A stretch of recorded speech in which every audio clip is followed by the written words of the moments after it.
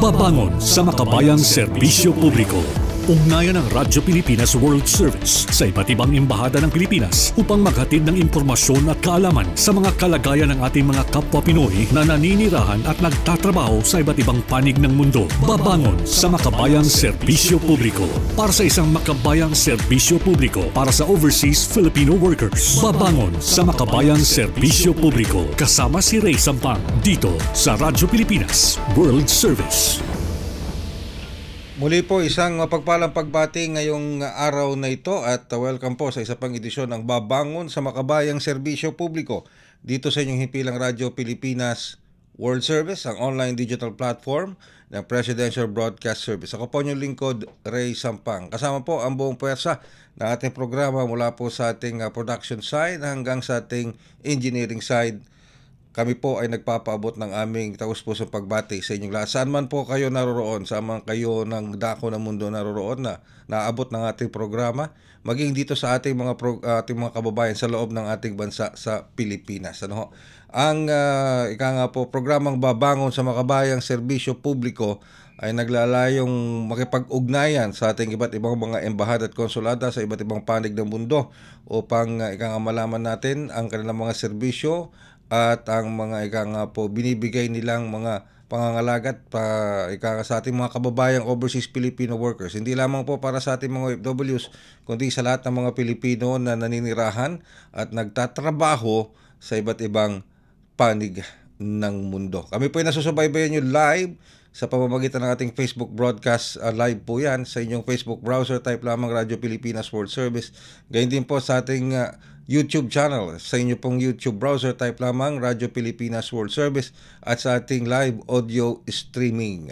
Sa pamamagitan po ng cellphone ninyo, mapapakinggan nyo na po. Cellphone, desktop o laptop, mapapakinggan nyo po live in real time ang ating programa. Just download the PBS Radio app. Ayan, kaya't muli po ang aking paanyaya. Please like, share, subscribe, and follow. Ito po ang ating mga social media platform. Mahalaga po ang edisyon natin ngayon ng Babangon sa Makabayang Serbisyo Publiko sapagkat I could say na nito pong mga nakalipas na linggo, we were trying really very hard na makontak at makausap ang ating Philippine Embassy sa Iran.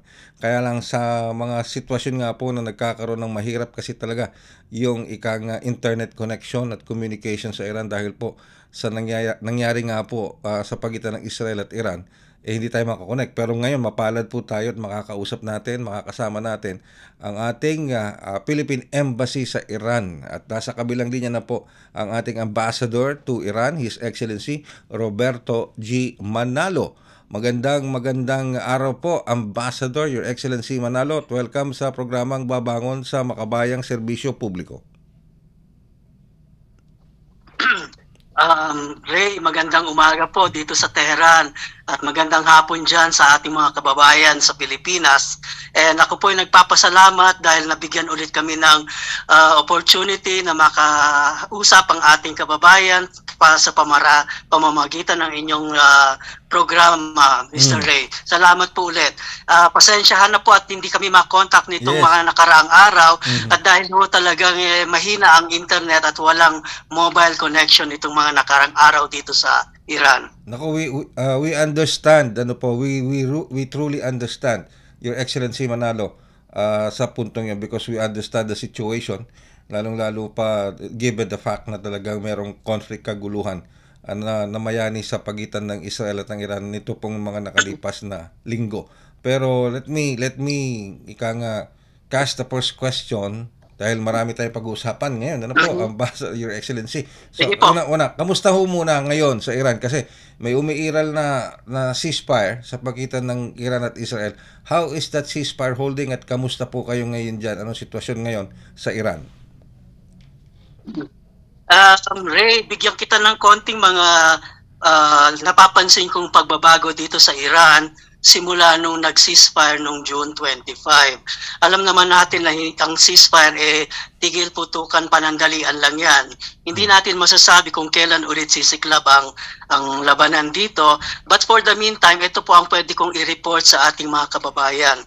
Number one, ang lahat po ng mga bangko, mga commercial establishments, mga maliliit na mga tindahan, grocery at mga gas station, lahat po ngayon ay nakabukas na. Okay. At sa aking pag-obserbasyon, wala ho ako nakikitang mga long lines o pilahan ng mga namimili sa mga establishmentong ito. Hindi ho katulad nung nakaraang linggo na talagang halos nagkakaubusan po ang mga paninda at ang gasolina. Ngayon po nakikita ko normal na yan. Secondly, nagbalikan na po ang mga tao dito sa Tehran. Kung natatandaan nyo po last 2 weeks ago, naglikasan sila dahil nga natatakot silang matamaan ng mga bomba. Sa ngayon po nagbalikan na halos lahat at eto na po ngayon nagkaka-traffic na ulit dito sa Tehran. Ito po ay signal na back to normal na ang buhay-buhay ng mga Iranians dito sa Tehran. Number 3, medyo nagbabalik na po ang internet at mobile communications connections dito sa Iran, lalong-lalo na dito sa Tehran. Pero kung nakikita ninyo, medyo choppy or medyo hindi clear pa rin ang aming communication, lalo na kung Viber or WhatsApp ang ginagamit. Sa ngayon po, meron kaming naririnig na ibaban ulit ang Viber at WhatsApp kasi po nagagamit daw ito na pang fake news. I hope na hindi humaban ulit dito sa Iran. Number 4, kung itutuloy ko, Mang Ray, itutuloy ko lang, 3 more points. Number 4, nung paraan, nagpa-fluctuate po ang Iranian rial at US dollar foreign exchange. Sa ngayon po, nag-stabilize na ulit. Alam niyo po, pag nagpa-fluctuate ang exchange rate, ibig sabihin yan may kaguluhang nangyayari. So ngayon po, nag-stabilize na ulit. And number 5, lahat po ng opisina ng gobyerno dito, pati po mga private companies, nagbukas na po lahat. Alright. And number 6, ito na lang po ang inihintay namin. Number 6, although nagbukas na po ang airports sa may bandang western part ng Iran, dito po sa Tehran at sa southern part at central part, naka-close pa rin po ang mga airports. Meaning, hindi pa ho ganun talaga ka-normal ang sitwasyon dito sa bandang lugar na ito ng Iran. Sa ngayon po, Ray, ito po ang aking masasabing sitwasyon dito sa Iran. Dadagdag ko na lang po yung sitwasyon ng ating OFWs dito. Pag meron po kaming kinukup-kup dito sa embassy na 6 po na OFWs, naghihintay po sila ng repatriation. Yung tungkol sa repatriation, nakapag-repatriate na ho kami nung 8 nung nakaraang linggo at ito pong darating na linggo na ito, mga 13 pa po ang ating i-repatriate.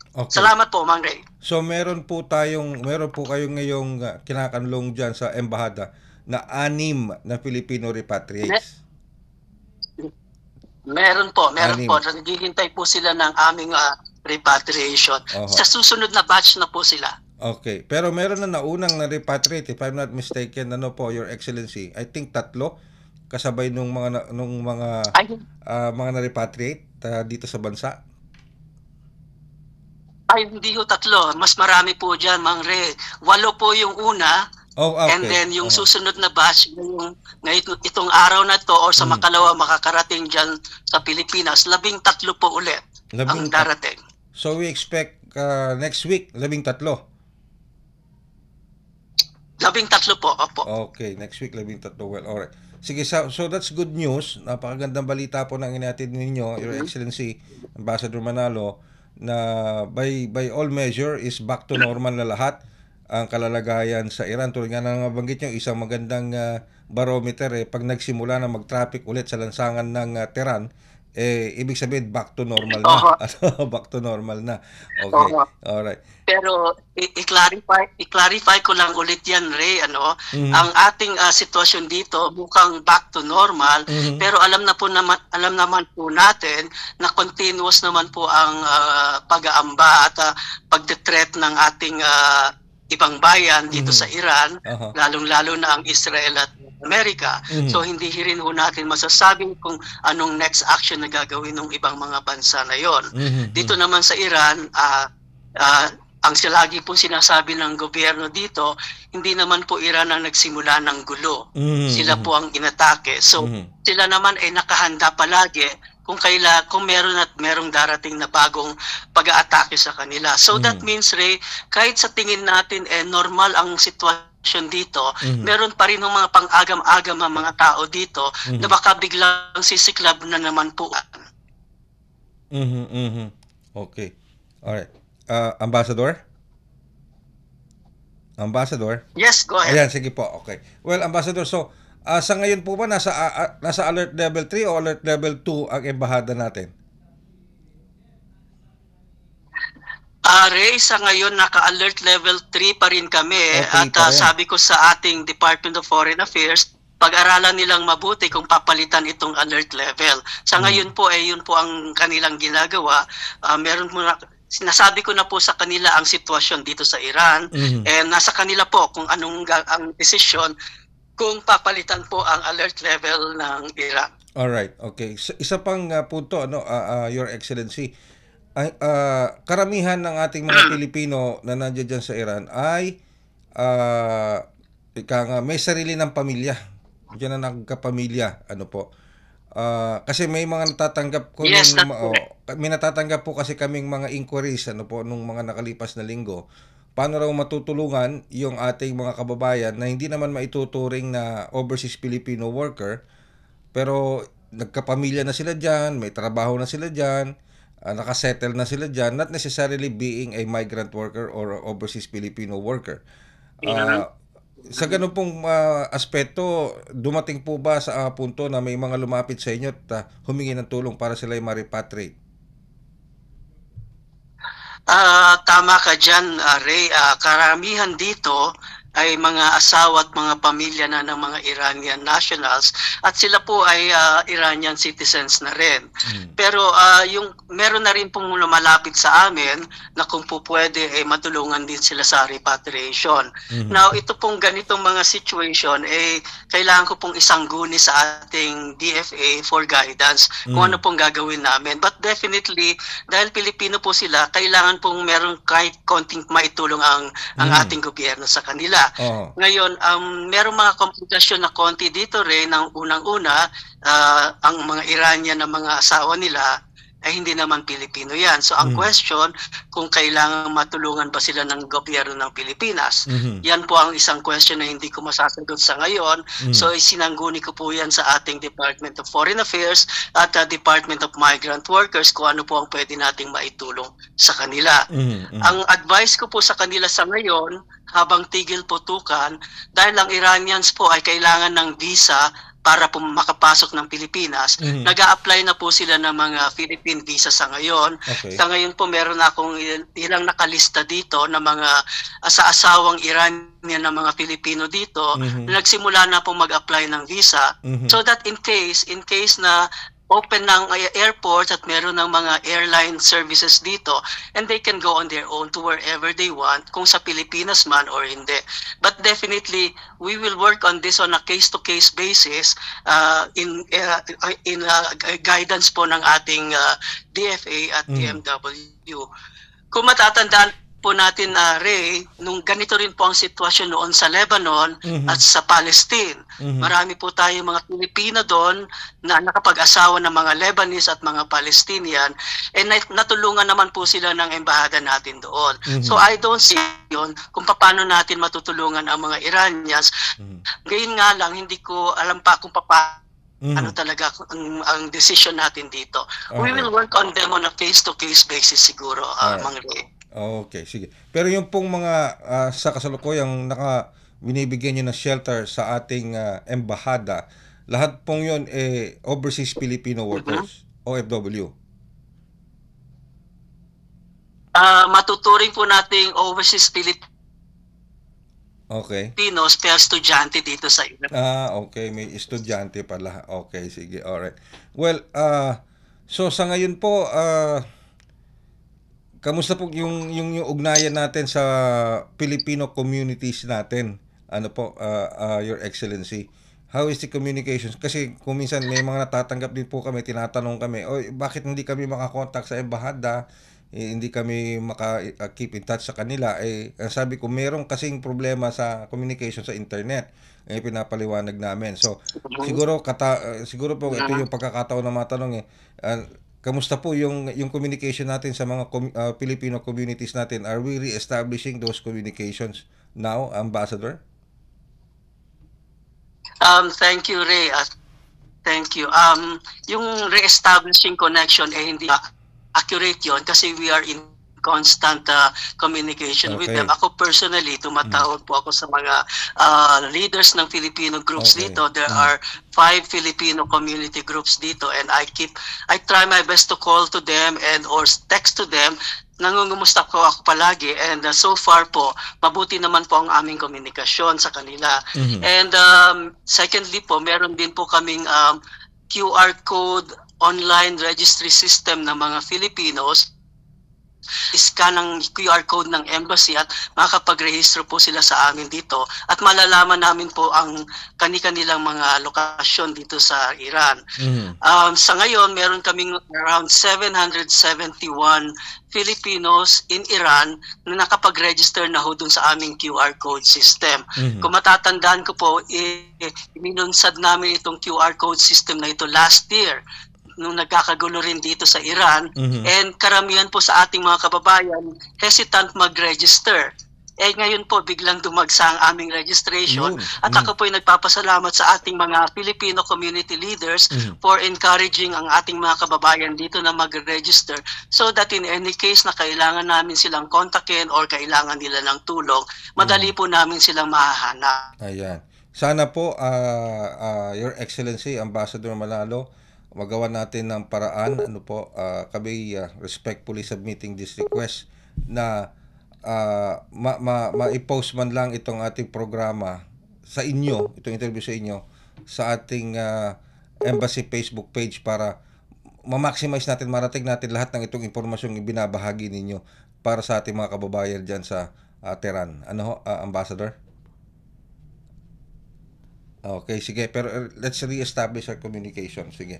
Medyo naputol. Yun yung sinasabi ni Ambassador Manalo, His Excellency, na hanggang ngayon, although nakakontak tayo, pero may problema pa rin.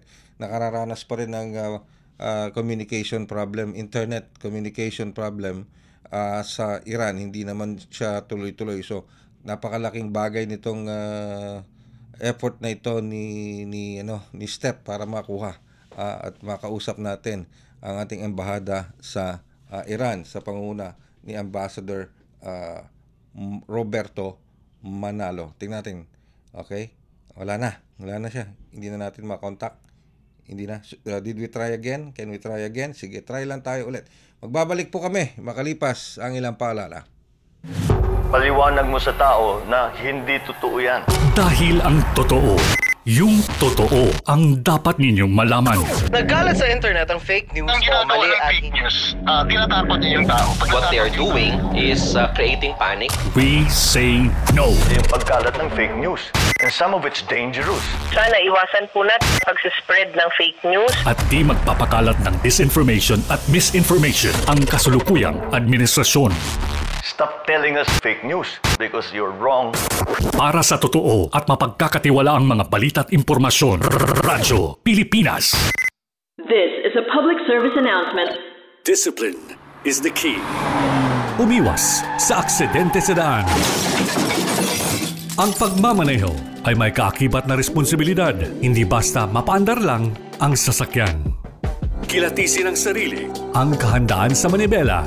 Siguruhing inyong konsentrasyon ay hindi magagambala. Importante rin na ating laging isipin, init ng ulo ay huwag pairalin. Bagkus, kaligtasan ng lahat ang siyang dapat unahin.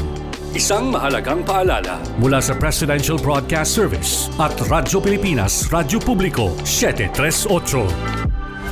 This is a public service announcement. Public service announcement From PBS, Presidential Broadcast Service at Radyo Pilipinas, Radyo Publiko, 738.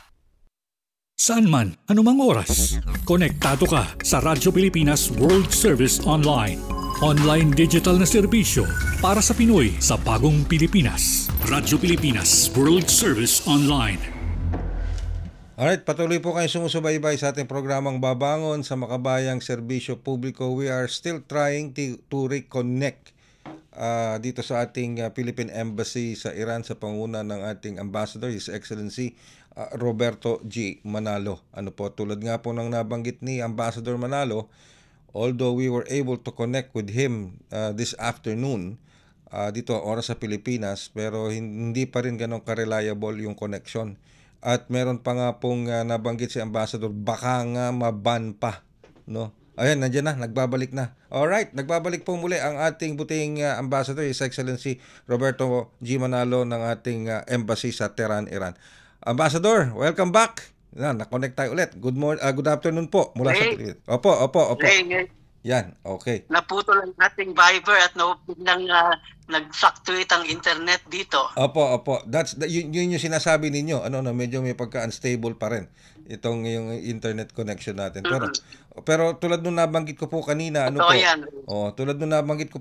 Ambassador, at yung nasabi po ninyo, yung paglilinaw ninyo hinggil dito sa patuloy na pag-communicate ninyo sa ating mga Filipino communities dyan. Meron sana po kaming i-request sincerely kung pwedeng ma-post itong ating panayam sa inyo dito sa ating programa sa Facebook page ng Philippine Embassy natin sa Iran para we could maximize lahat po ng mga nakikinig at mga kababayan natin dyan, sir. Dahil napaka-importante po nitong mga binabahagi niyong impormasyon sa kanila. Walang problema, Ray. Ako nga'y nagpapasalamat at nakaka-reach out ako sa inyo dyan na hindi ko magawa nitong nakaraang 2 linggo. Pagpasensya na po, talagang walang means of communication outside of Iran. Pero itutuloy ko lang, Ray, yung kanina. Sige po. Dito sa inside Iran, meron naman kaming mobile communications, domestic calls ng mga cellphone, pwede naman. So yung ating pong mga kababayan na gusto pong makipag-ugnayan dito sa embahada natin, ready naman po ang aming hotline na tawagan through mobile o cellphone. Kung hindi po makakonect sa WhatsApp at sa Viber, andyan naman po ang text at mobile cellphone. Ang aming pong cellphone numbers ay available naman po sa lahat through yung ating mga Philcom group chat, Philcom leaders. Sila po ay laging nag-aabiso sa kanilang mga members na kung merong kailangan isang guni sa embassy, idiretso po sa amin. At wag pong kani-kanino tatawag. Ayun. Dito po idiretso sa amin. At sabihin agad sa amin kung saan sila makokontak at saan sila mahahanap. Kasi sometimes po, meron sasabihin ganito, hindi naman po binibigay ang telephone number, ang location, hindi namin po makontak. Kailangan talaga sa mga ganyang sitwasyon, reliable yung source na makukuha. At makakarating lang dapat. Exactly. Okay. Alright. Pero, exactly, Ray. Kasi marami. Sige po. Tama yan, Ray. Kasi maraming din po kaming naririnig na kesyo hindi makontak ang embassy, kesyo ganito. And then malalaman ko hindi naman pala tumatawag sa embassy. Tumatawag kung kani-kanino. So, paano naman namin i-reconcile yung ganong information? Yes, opo. Kaya't alam nyo, talaga sinikap po namin dito sa ating programa sa Radyo Pilipinas World Service, si Step at yung iba pa nating mga kasamahan dito, talagang sabi ko, huwag niyong titigilan ang Iran. Di ba mapudpud ang daliri natin, basta kinakailangan makontak natin ang Iran. Kaya't maraming salamat po, Ambassador. Ray, ako rin, at very patient siya kahit putol-putol at very choppy ang aming usapan. Kahit pa paano po, ay na-contact niya. Opo. Kahit ganito po, Chappy, napakalaking bagay po nito para sa amin. Marinig ang boses niyo and knowing na safe po kayo. Kamusta? Well, kanina pa ako nangangamusta tungkol sa ating mga kababayan dyan. Siguro, before I let you go, tanungin ko muna kayo. Ikaw, Ambassador, Your Excellency, kamusta ka na? I know your family might be worried, yung mga pamilya mo nandito sa Pilipinas might be worried dyan sa sitwasyon nyo dyan, lalo na ang hirap ng communication. So, how are you? And the rest of our embassy officials and staff sa Iran, Your Excellency? Thank you, Ray, for your kind words. Sa amin dito sa embassy for the last 3 weeks, 2 weeks since nag-start ang gera at nag-start ang ceasefire, karamihan po ng ating staff dito na po nakatira at natutulog dito sa embassy para po 24/7 po ang aming serbisyo. Anytime na merong darating dito ng Pilipino na hihingi ng tulong, kahit madaling araw ho yan at may tao dito sa embassy. At sila po ngayon ay unti-unti na rin nagsisibalikan sa kanilang mga bahay so that maasikaso rin naman po nila ang kanilang pamilya. Personally, ako po ay nagpapasalamat sa kanila, sa kanilang tiyaga at patience for doing the job that we signed up for. And ako po ay nagpa-congratulate sa ating mga kababayan din dito sa Iran sa mga tinutulong nila sa amin. Alam niyo po, Ray, kung minsan may tumadalaw sa aming mga Pilipino dito, nagluluto at nagbibigay ng pagkain para sa ating mga evacuees dito sa embassy. At maganda pong sinyalis yan ng pakikipag-ugnayan namin sa mga Pilipino dito. Wow. Sa ngayon po, unti-unti na kaming nagsisibalikan sa aming office, sa aming mga bahay-bahay at safe naman po. At ako'y nagpapasalamat na walang nai-report na nasugatan o namatay ng mga Pilipino dito sa Iran. Ito pong nakalipas na 2 linggo. Wow, ang ganda pa rin ng bayanihan, yung pagtutulungan ng mga Pilipino kahit na nasa ibang bansa, maski na sa ganitong klase ng mga sitwasyon. Maraming salamat po, Your Excellency, Ambassador Roberto G. Manalo, sa oras na pinagkaloob po nyo sa amin. Nagpapasalamat din kami sa Poong May Kapal at kayo po'y ligtas at kayo nakausap namin, and hopefully sa mga susunod pang pagkakataon, tuluyan po namin kayong makausap at makadaupang palad muli. Ambassador. Thank you, Ray, at maraming salamat din po sa inyo. Keep praying for our safety, Ray. We will do that. We will do that, Your Excellency. You can depend on that. You can trust on us na we will always pray for your safety. At sa lahat po ng ating mga kababayan sa embassy, mga embassy officials and staff, at maging sa ating mga kapwa Pilipino, ano man ang estado nila dyan sa Iran o sa Tehran, lagi po kayong kasama sa aming panalangin. Maraming salamat po, Ambassador. Stay safe. Thank you. Thank you. Goodbye. Goodbye. Ang ating pong Ambassador, ang ating Philippine Ambassador to Iran, walang iba kundi si His Excellency Roberto G. Manalo. Yan, at tayo nagpapasalamat sa Poong May Kapal at nakausap natin sila, although in a limited time only, pero napakalaking bagay pa rin po nito. Lalong-lalo na, sana yung mga nanonood sa atin at nakikinig sa atin sa bansang Tehran, yung ating mga Filipino community sa Tehran, sa Iran, naway napakinggan po ninyo itong panayam natin na ito at napanood itong panayam na ito kay Ambassador Manalo ng Iran, and I hope it answered your questions, your queries. Makipag-ugnayan lamang po kayo sa ating embahada sa Tehran, sa ating Philippine Embassy, at ready naman po silang magbigay ng assistance, ng tulong po sa inyo. Yung pong mga nagsasabi, tulad nung nabanggit nga ni Ambassador Manalo, yung mga nagpapadala ng mga queries pero hindi kompleto yung information kung anong cellphone number nyo, kung anong number na pwede kayong tawagan, kung saan lugar kayo pwedeng puntahan. Sana po pag nagpadala kayo ng mga queries o mga assistance, asking for assistance, sana po kumpletuhin natin yung impormasyon para po makatugon ng gusto, ng tama ang ating embahada sa abot ng kanilang makakaya.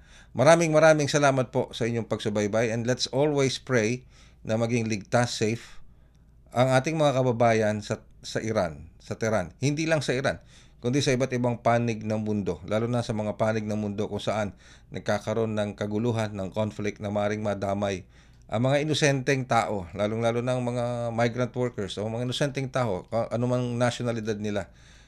Pagdasal po natin na magkaroon pa rin ng manatili na ang kapayapaan, katahimikan sa buong mundo, partikular dito sa gitnang silangan. Sa ngalan po ng ating babangon sa makabayang serbisyo publiko team, mula po sa ating engineering side, sa ating master control, ang ating kasama sila Susan Aison, si Milo Jonella, si Hero sa ating Wirecast, and of course sa ating live audio streaming kanina kasama natin si Erwin, At of course, ang ating producer, thank you very much sa ating masipag at talagang matyagang producer. Talaga sabi nga ni Ambassador, maski na choppy yung signal, talagang pinilit makipag-ugnayan ni Step. Yan, ipapagawa ka raw ng rebulto. Yan, ng estatwa. Magkatabi kayo ni Jerome doon sa hanggang dito ba naman? Pero thank you very much. Ang galing Thank you very much, Step.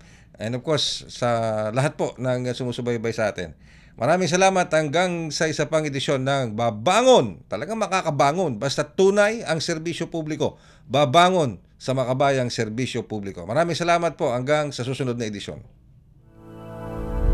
Babangon sa makabayang serbisyo publiko. Ugnayan ng Radyo Pilipinas World Service sa iba't ibang embahada ng Pilipinas upang maghatid ng impormasyon at kaalaman sa mga kalagayan ng ating mga kapwa Pinoy na naninirahan at nagtatrabaho sa iba't ibang panig ng mundo. Babangon sa makabayang serbisyo publiko. Para sa isang makabayang serbisyo publiko para sa overseas Filipino workers. Babangon sa makabayang serbisyo publiko. Kasama si Ray Sampang dito sa Radyo Pilipinas World Service.